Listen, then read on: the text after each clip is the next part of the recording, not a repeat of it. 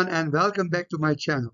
If you are passionate about leadership, organizational growth, personal development, or if you are a doctoral student navigating complex theories and asking yourself what leadership style truly works, then you are absolutely in the right place. Today, we are diving deep into something foundational, powerful, and transformational: the definition of leadership and the major leadership theories that have shaped organizations, governments, militaries, corporations, and even global movements for nearly 2 centuries. This is not just a lecture, it is a journey from the 1840s all the way to modern leadership in a digital, globalized, constantly changing world. By the end of this video, you will not only understand these theories, you will start seeing leadership differently in your workplace, your studies, and even in yourself. Let's begin. When we ask the question, what is leadership? It sounds simply, but it is one of the most debated concepts in social science. Leadership is not simply a title. It's not a position. It's not a corner office or a rank on your shoulder. Leadership is influence. At its core, leadership is the ability to influence others toward achieving a shared goal.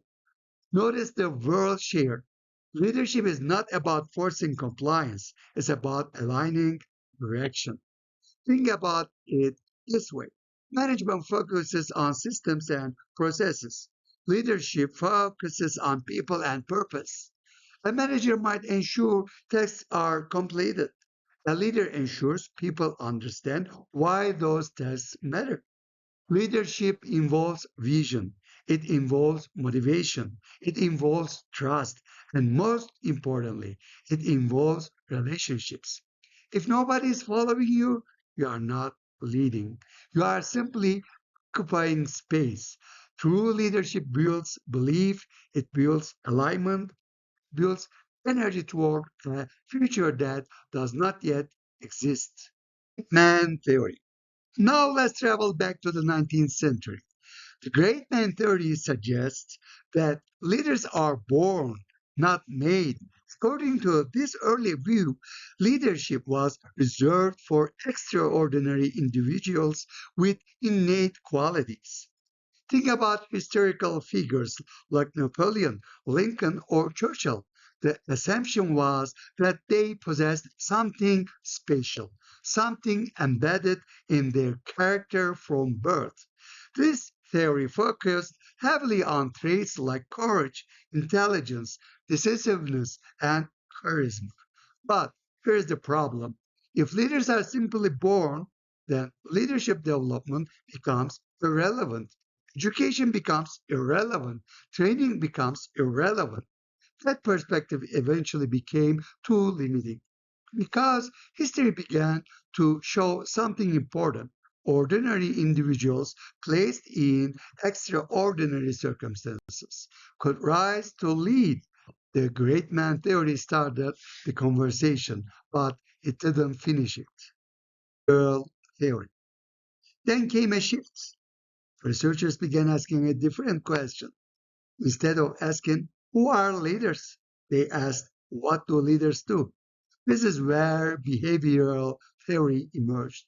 Leadership, according to this view, is not about traits, it is about actions. If leadership behaviors can be observed, they can be learned. And if they can be learned, they can be taught. This was revolutionary. Studies identify task-oriented behaviors and people-oriented behaviors. Some leaders focus on structure and efficiency. Others focus on relationships and morality. And here's the key insight: effective leadership requires balance. Too much focus on tasks can make leadership appear cold. Too much focus on people can reduce performance standards. Behavioral theory introduced the idea that leadership is developable, and that changed everything for education and doctoral programs like yours. Contingency theory. Then researchers discover something else. There is no single best leadership style. Contingency theory argues that leadership effectiveness depends on context. In other words, the right leadership approach depends on the situation. A crisis may require decisiveness and authority. A researcher lab may require collaboration and intellectual stimulation. A startup may require adaptability and experimentation. Leadership is not one size fits all. The effectiveness of a leader depends on alignment between leadership style and environment demands. This theory introduced flexibility as a leadership necessity. It taught us that leadership is dynamic, not static. Transactional theory. Now, let's talk about transactional leadership.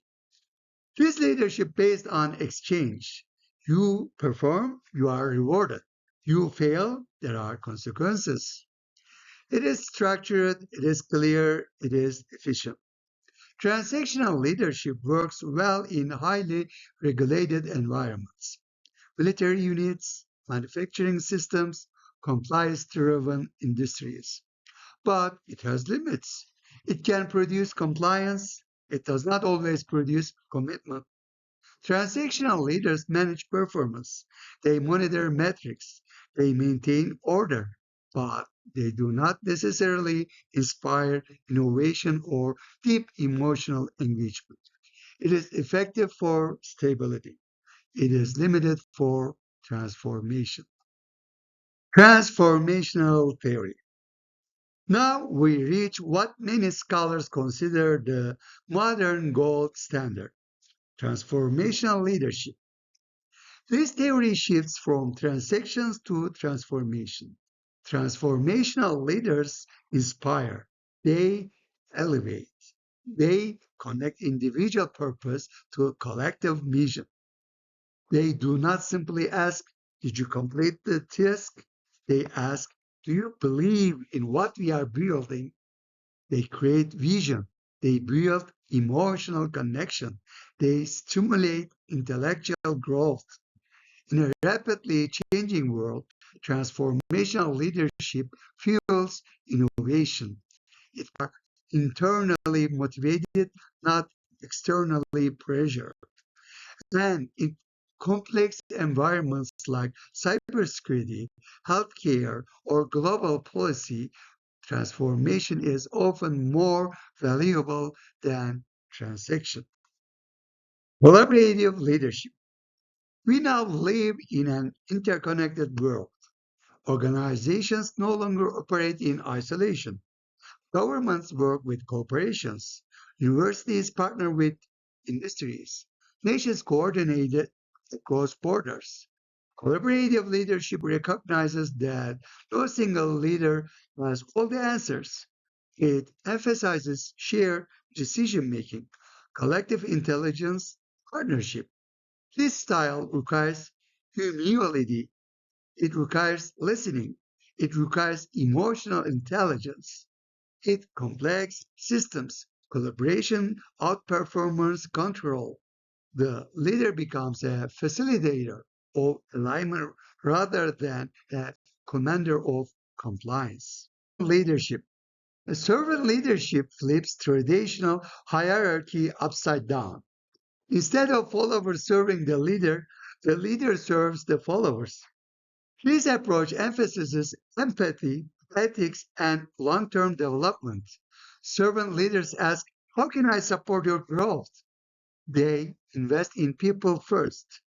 And here is the paradox. When leaders serve effectively, performance often increases because people thrive in environments where they feel valued and respected. Servant leadership is deeply ethical. It focuses on community impact and sustainable success. Modern leadership is adaptive. It integrates elements from multiple theories. Today's leaders must navigate volatility, uncertainty, complexity, and ambiguity. They must think strategically. They must act ethically. They must communicate clearly. Modern leadership requires agility. It requires cultural awareness. It requires technological literacy. It requires resilience. The most effective leaders today do not rigidly follow one theory. They blend approaches, they adapt, they learn continuously. Leadership has evolved from the belief that only extraordinary men could lead to the understanding that leadership is influence, behavior, context, service, collaboration, and transformation. The question is not which theory is correct. The question is which approach is most effective in this moment. Leadership is not about control, it is about impact. It's not about authority, it's about alignment. It is not about position, it's about purpose. If you are a doctoral student, a manager, an aspiring executive, or someone simply trying to grow, remember this. Leadership begins with self awareness, it expands through learning, and it natures through service. If you found value in this deep dive, make sure you like the video, subscribe to the channel, and share it with someone who wants to grow as a leader. Thank you for being here, and I will see you in the next video.